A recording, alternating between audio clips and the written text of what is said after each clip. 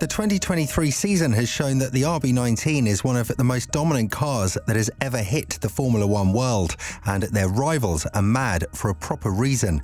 One thing that the Austrian team has been able to do to stand out from the rest of the grid is their DRS advantage, as Verstappen was 30 km an hour faster than Leclerc in Baku on the main straight. This has sparked some controversy among Red Bull's rivals, with Mercedes being at the loudest in terms of the whole DRS concept being reviewed, and as of now it seems like Red Bull will face a tough period ahead of them because every team has set their eyes against their dominance. This doesn't sit well with Marko, who's spoken fiercely against the manipulative tricks, as he's labelled them, from Mercedes. 2022 saw one of the biggest technical shake-ups in Formula One, and the only team that was able to understand them properly and not suffer a single bit from them was Red Bull. The Austrian squad has managed to build a car that wasn't porpoising at all, and while the rest of the grid was figuring out how to stop the porpoising phenomenon, Red Bull has only upgraded the RB18, the name of 2022's challenger. 1 year later, we have a car that is literally a rocket ship, and their rivals are giving up on duels simply because they have no trust whatsoever that they can be competitive with Verstappen or Perez. However, there are some of the rivals of Red Bull that believe the advantage of the leading team in the Constructors' Championship is an unfair and illegal one, and this doesn't sit well with Red Bull. Helmut Marko has spoken very fiercely against the foul mouths that want to see the downfall of Red Bull sooner rather than later. But before we get into that, let's see what the comments made by Mercedes are, just so that you'll be able to form your own opinion on this matter and share it with us down in the comments. George Russell doesn't think that the DRS advantage of Red Bull is something fair, and while he asked the FIA to look further into it, he was very adamant that the shortage of DRS zones is not the proper way to go now that there's only one team that can pass with ease. The FIA has yet again shortened the DRS zone in Miami and has been consistently doing so in Jeddah and Baku in an effort to limit the dominance of Red Bull's DRS power. However, it ended up with all of the other teams having less competition and a more compacted midfield with DRS trains. When talking about the displeasure that was created around this, Russell went on to say, "I think it will definitely lead to changes. I understand the FIA's viewpoint, but it's not as simple as changing something overnight, and there are other elements to take into consideration. All 20 drivers came to the conclusion that we would prefer it to be slightly too easy than slightly too difficult, because if it is too easy, it will create a bit more of an exciting race. Slightly too difficult creates a very boring race. Better to be on the safe side in that regard." Now, the DRS shortage is just part of the problem, and the manipulative tricks being used against Red Bull, as Marko feels, are a whole other thing. But why do other teams feel like Red Bull should be toned down by the FIA when no other team was able to do what they did? It would be good for the sport, that's for sure, but it would go on to show that the FIA reacts only when Red Bull is the leading team and Mercedes struggles to understand what's essentially wrong with their car. Don't get me wrong, I'd love to see Mercedes back at the top, but as Wolf said, I'd rather it be with mind games and outplaying Newey and Wash rather than calling the FIA to help. And yeah, don't forget that Red Bull survived quite some tweaks in the previous 2 years, so another one wouldn't necessarily guarantee that we'll have an interesting season ahead of us. But how does Marko feel about the shortening of the DRS zones? Even though Russell has voiced his displeasure with this, the senior advisor of Red Bull feels like this is just a mask behind the FIA's actions, and they are aimed towards one thing: killing Red Bull's best advantage, straight line efficiency.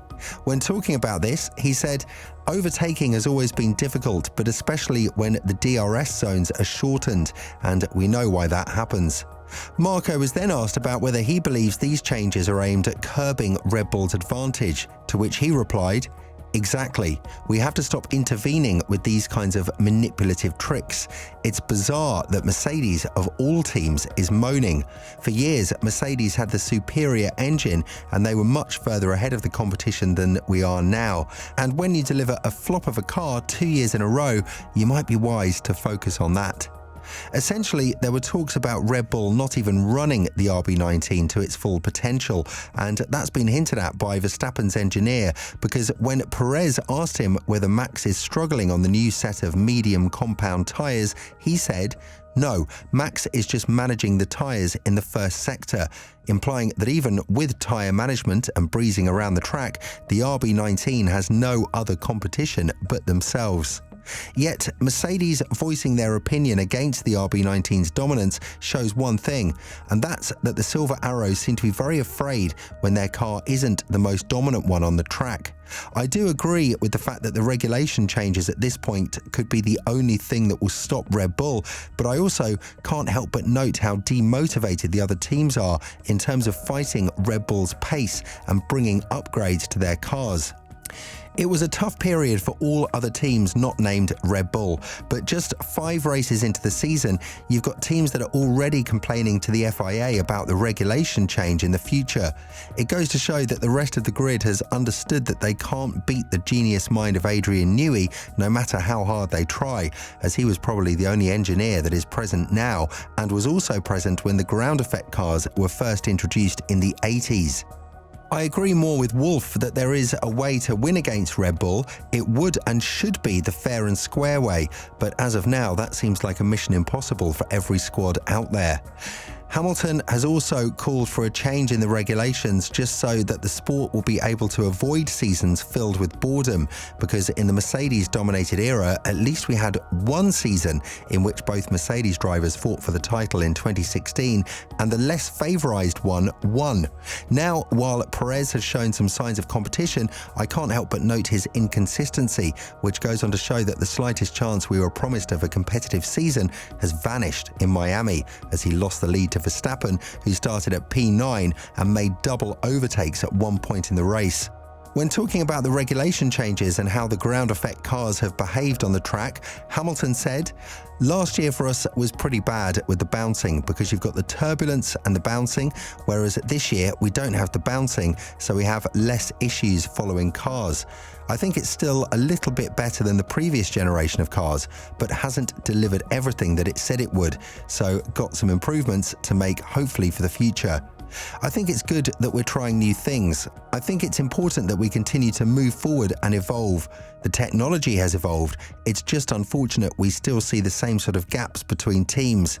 I don't know what the solution is for the future, but I think we're going to have to continue to adapt these regulations moving forwards. Otherwise, it would be the same as it is now for years until 2026, if we don't do a better job, which we're working on doing. Therefore, there's only one thing that the Formula One sport has to do right now, and that's to hope that Mercedes' planned upgrades for Imola and Ferrari's development plan will be enough to catch up to Red Bull in the middle of the season, when the benefits of the aerodynamic facilities will be reaped. As of now, this scenario seems like a utopia, and the comments regarding the DRS advantage and the technical regulations in F1 only go to show that the rest of the grid also doesn't have a lot of trust that they can outperform Red Bull in a fair and square manner.